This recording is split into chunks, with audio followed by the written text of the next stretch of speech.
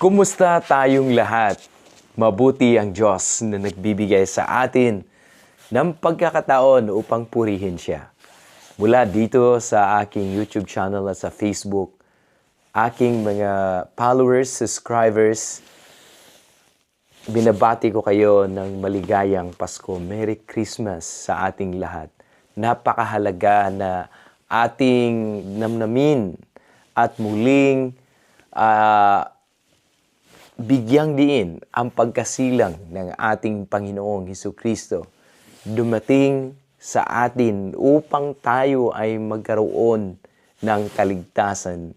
Marahil tayo ay may mga pagkakataon na hindi natin nafe-feel ang Pasko dahil sa mga problema na ating mga naranasan, problema na ating mga nadadaanan, pero nagpapaalala sa atin ang pagdating ng ating Panginoong Hesukristo na siya ay lubos na nagmamahal sa atin, siya ay patuloy na umibig sa atin, at ang kanyang pagsilang ay paalala sa atin na may pag-asa sa ating buhay.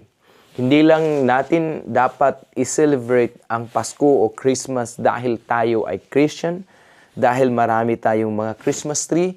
Yan ay napakahuling bahagi na kung saan ay nagpapahayag ng totoong diwa ng Pasko.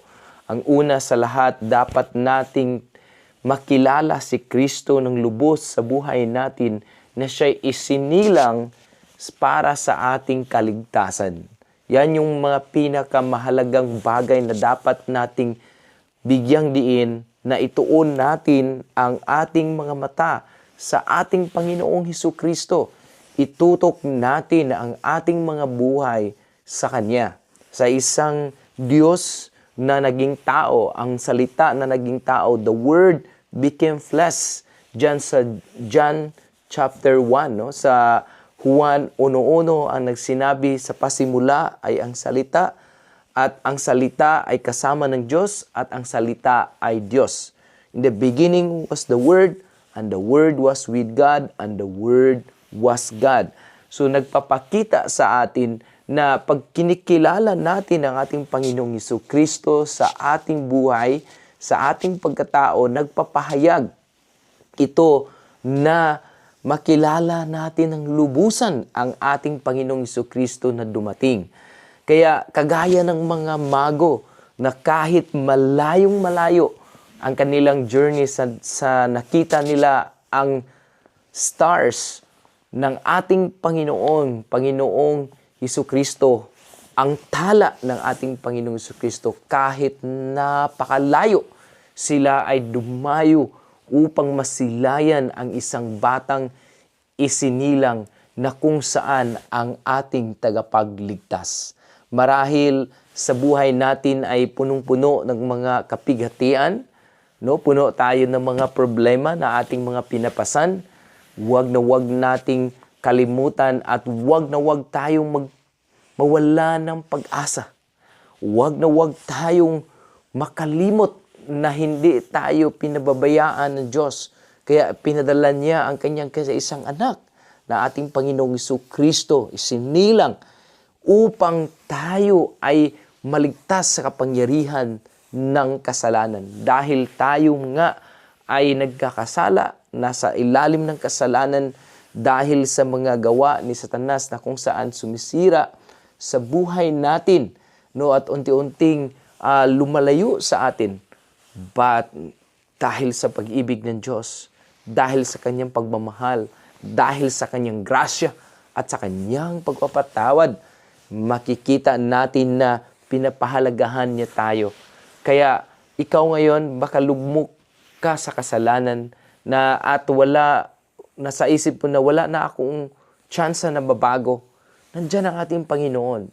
Sinilang siya, gusto siyang pumasok sa buhay mo. Gusto siyang maging Diyos sa buhay mo. Tanggapin mo siya, kilalanin mo siya. Yan ang tunay na diwa ng Pasko. Ang pagkilala sa ating Panginoong Hesukristo na kung saan ang tunay na kahulugan at dapat papurihan sa Pasko. Siya ang ating lapitan, siya ang ating sabihan ng ating mga problema. Kaya sinabi din ng ating Panginoong Jesucristo, halik kayo, kayong mga nabibigatan, kayong mga nagpapasa ng mga problema. Marahil malungkot tayo dahil malayo tayo sa ating pamilya.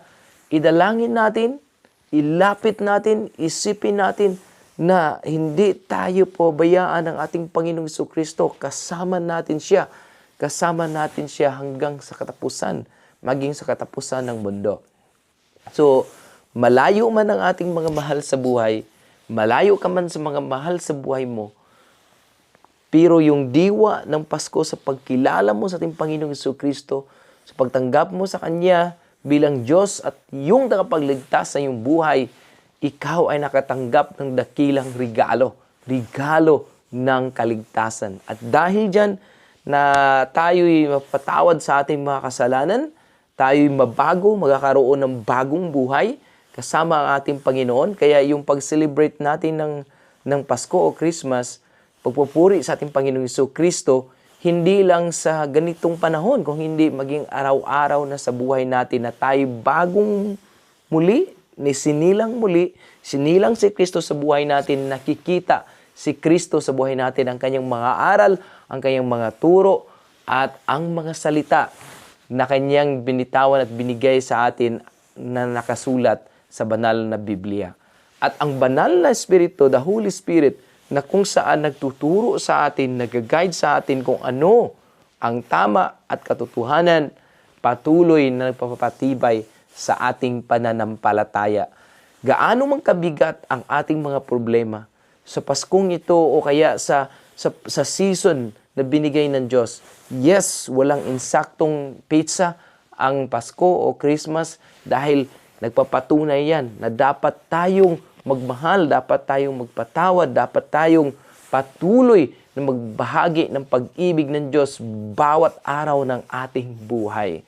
At patuloy nating sinasamba ang ating Panginoong Jesucristo na dumating, isinilang sa isang birhen. Siya ay sinigaw ng mga anghel na dumating ang isang hari, ang ilaw sa madilim na mundo, sa madiling buhay na nilalakaran natin. At siya'y lumaki, nagturo, at maging sinless, walang kasalanan. Siya ay naging kabayaran sa ating mga kasalanan. At siya, sa mission niya na tayo'y mapawi, maligtas sa kapangyarihan ni Satanas at sa anumang kasalanan at maging sa impyerno. Siya'y sinilang hanggang na dumating sa 30 years old.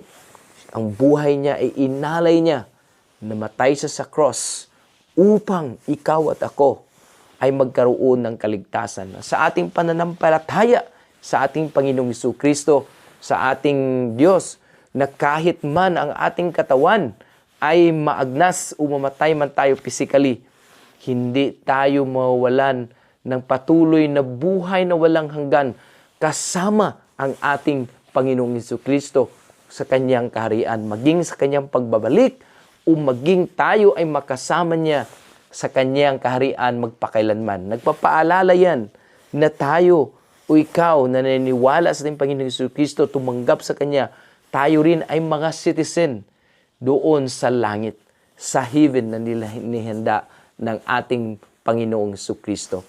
Alam ko kung gaano mang kabigat, problema na yung pinapasan, sakit, karamdaman o mga kakulangan, patuloy nating ilapit sa Panginoon. At sigurado ako 100% na hindi tayo magsisisi at maramdaman natin ang totoong diwa ng Pasko sa ating Panginoong Jesucristo na siya isinilang sa buhay mo, sinilang sa buhay natin. Siya naging Diyos sa buhay mo, tinanggap mo siya, hingi ka ng tawad sa iyong mga kasalanan, kilalanin mo siya sa bawat panahon sa buhay mo. Sino ba talaga ang Kristong isinilang, ang Kristong namatay? Sino ba talaga ang Kristo, ang Jesucristong nagligtas sa buhay ko? Manalangin tayo.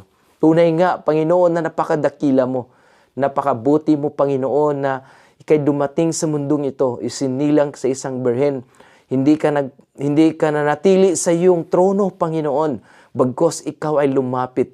Ikaw, Panginoon, ay nagpakita ng iyong hindi mapantayang mercy, awa, pagmamahal sa aming makasalanang buhay. kami ay niligtas at pinapatawad mo at pinatawad mo, Panginoon, sa aming paglapit sa iyo. Binibigyan niyo kami ng buhay na walang hanggan. Salamat po, Panginoon, na sa Christmas o sa Paskong ito o sa bawat araw, maramdaman namin na yung presensya ay nandyan ka sa buhay namin. Salamat, Panginoon, anumang bigat na ang mga problema namin dinadaanan, dahil sa iyong ginawa at pagdating, mayroon kaming pag-asa. Ang mundo na puno ng kadiliman ay may liwanag, Panginoon, at ang taong lumalakad sa dilim ay magkakaroon ng bagong buhay at kaligtasan. Tunay nga, Panginoon, na dumating ka, ikaw ang aming Emmanuel, na God is with us. Kasama namin ng Diyos, kasama ka namin, Panginoon. Ikaw tunay nga ang salita na kasama sa Diyos, at ikaw ang salita na Diyos na dumating, sumama sa amin, namatay, nag-alay ng iyong buhay, at naghandog din sa amin ng buhay na walang hanggan, na kahit kami man ay mamatay sa aming katawan, makasama mo kami, Panginoon, sa iyong kaharian, sa iyong pagbabalik, o kaya sa iyong kaharian, Panginoon. Maraming salamat, Panginoon. Sana sa bawat isa ay maramdaman nila ang totoong diwa ng Pasko, dahil ikaw ang tunay na rason ng Paskong ito, ng Christmas na ito. Ito ang aming dalangin sa pangalan ng Ama, ng Anak, ng Banal na Espiritu Santo. Amen. Maligayang Pasko sa ating lahat.